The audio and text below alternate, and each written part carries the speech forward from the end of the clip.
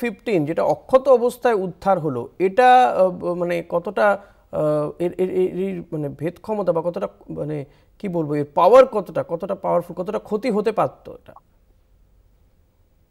আমি আসলে এটার সম্বন্ধে খুব একটা আমার ইনফরমেশন নেই, তো আমি দর্শকদের আমি ভুল ইনফরমেশন দিতে চাইছি না। বাট এয়ার টু এয়ার মিসাইলে অনেক সময় এরকম সিচুয়েশন ডেভেলপ করে যেখানে নাকি ওটা যদি টার্গেট মিস করে তখন এটা একটা সেলফ ডিস্ট্রাক্ট বলে ক্যাপাসিটি থাকে, যেখানে নাকি ওটা পড়ার পরে নিজে থেকে সেলফ ডিস্ট্রাক্ট হয়। তো কোনো কারণে সেটা যদি না হয়ে থাকে তাহলে হয়তো ওটা মানে পুরো মিসাইলটা পাওয়া যেতে পারে। সো দেখা যাক আগে কি আসে, কিভাবে এটার অ্যানালিসিস নিশ্চয়ই হবে।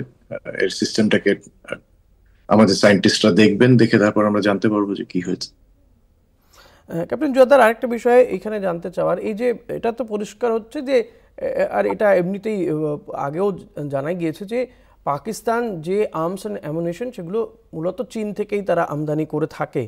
তো এই মুহূর্তে আমি আপনাকে কিছুক্ষণ আগেও যেটা জানাচ্ছিলাম যে চীনা বিদেশ মন্ত্রক তারা এই সংঘর্ষ বা এই সংঘাত নিয়ে তাদের বক্তব্য যে উত্তেজনা কমানো উচিত, বা ভারত পাকিস্তান তারা দুটোই প্রতিবেশী দেশ, সেক্ষেত্রে যদি যদি একেবারে আপনি যেমনটা বলছেন যে যদি পুরো মানে ফুল ফেজে ওয়ার বা যুদ্ধ হয়, তাহলে কি পাকিস্তান আদৌ তাদের পাশে চীনকে পাবে, নাকি চীন এই মুহূর্তে দাঁড়িয়ে একটু নিউট্রাল অবস্থান নিচ্ছে বলে মনে হয়?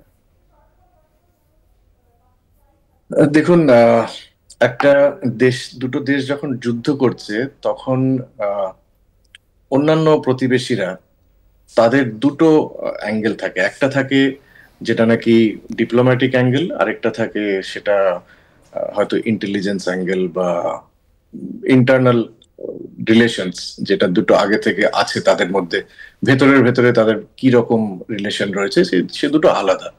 সো সামনে যা বলা হয় সবসময় যে সেটা পিছনে তারা ফলো করছে বা তা অলওয়েজ নাও হতে পারে।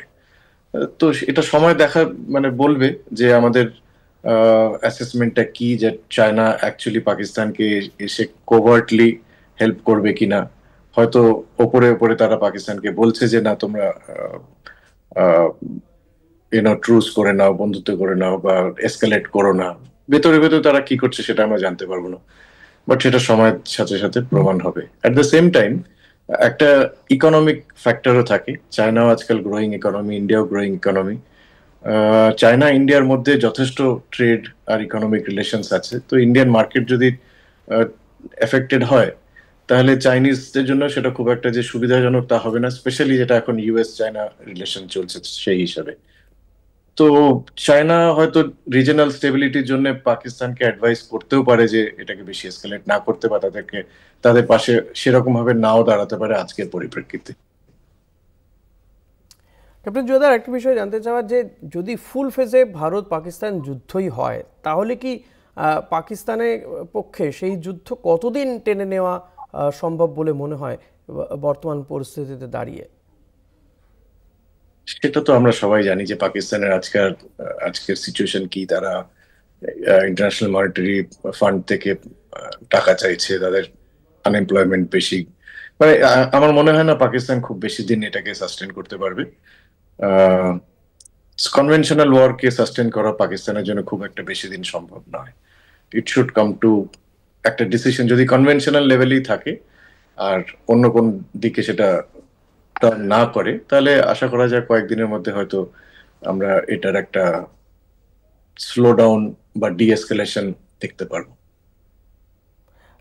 যেটা শোনা যাচ্ছে যে পাকিস্তানের সেনা প্রধানও বদল করতে হয়েছে, এই যে যখন এরকম সংঘর্ষ চলছে সেই সময় সেনাবাহিনীর মধ্যে যদি এরকম বিষয়টা তৈরি হয় যেখানে সেনা প্রধানকে সরে যেতে হয়, সেই পরিস্থিতিকে সামলানো কতটা কঠিন হয়ে ওঠে?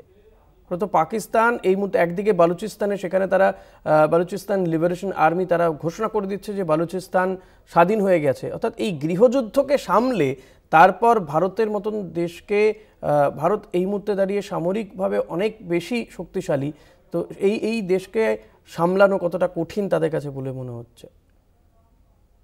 হয়তো এটা পাকিস্তানের একটা মিসক্যালকুলেশন ছিল, কারণ এতদিন ধরে ভারত অনেক পেশেন্স, অনেক ধৈর্য দেখিয়েছে। অনেক রকমের অ্যাটাক আমরা সহ্য করেছি, পলিটিক্যালি ডিপ্লোম্যাটিক্যালি রিজলভ করার চেষ্টা করেছি, আজকে থেকে নয়, সেই 1947-এর পর থেকে যত আমাদের হিস্ট্রি অফ ওয়ারফেয়ারে ইন্ডিয়া অলওয়েজ নেগোশিয়েট করেছে, ইন্ডিয়া অলওয়েজ কনসিডার করেছে।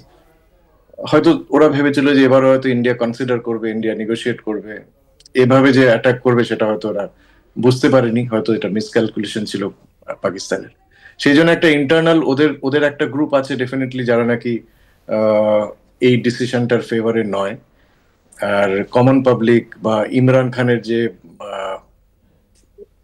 যে পলিটিক্যাল পার্টি আছে পিটিআই, তারা তো ডেফিনেটলি এটার এগেনস্টে। সো একটা ইন্টারনাল ডিসঅর্ডার ওখানে চলছে।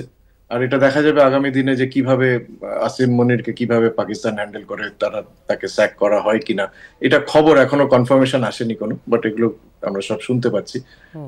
দেখা যাক হাউ থিংস হ্যাপেন। এটা যদি সেরকম যদি হয় তাহলে হয়তো একটা ট্রুস বা একটা ডিসকাশন, ডিএসকেলেশনের সম্ভাবনা থাকবে।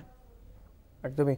অনেক ধন্যবাদ ক্যাপ্টেন জোয়ারদার। আমরা কথা বলছিলাম গ্রুপ ক্যাপ্টেন শুভগত জোয়ারদারের সঙ্গে, এবং তিনি যে বিষয়গুলোকে তুলে ধরলেন এবং অত্যন্ত গুরুত্বপূর্ণ যে মডার্ন ওয়ারফেয়ারের ক্ষেত্রে ভারতের যে আর্মস এবং অ্যামুনিশন, এবং যেভাবে ভারত একের পর এক পাকিস্তানি হামলা গতকাল আমরা দেখেছি যে প্রতিহত করেছে, পাল্টা প্রত্যাঘাত করেছে, জবাব দিয়েছে, যে কারণে পাকিস্তানের একবারে কোমর ভেঙে গিয়েছে। এরপরে পাকিস্তান কি আবারও হামলা চালানোর ঔদ্ধত্য তারা দেখাবে, নাকি এবার তারা কোথাও গিয়ে তাদের দেশে যে জঙ্গি ঘাঁটিগুলি রয়েছে বা এখনও যে সমস্ত জঙ্গিরা রয়েছে তাদের বিরুদ্ধে ট্রায়াল করবে, তাদেরকে গ্রেপ্তার করে তাদেরকে শাস্তি দেওয়ার ব্যবস্থা করবে, সেদিকে আমাদের নজর থাকবে।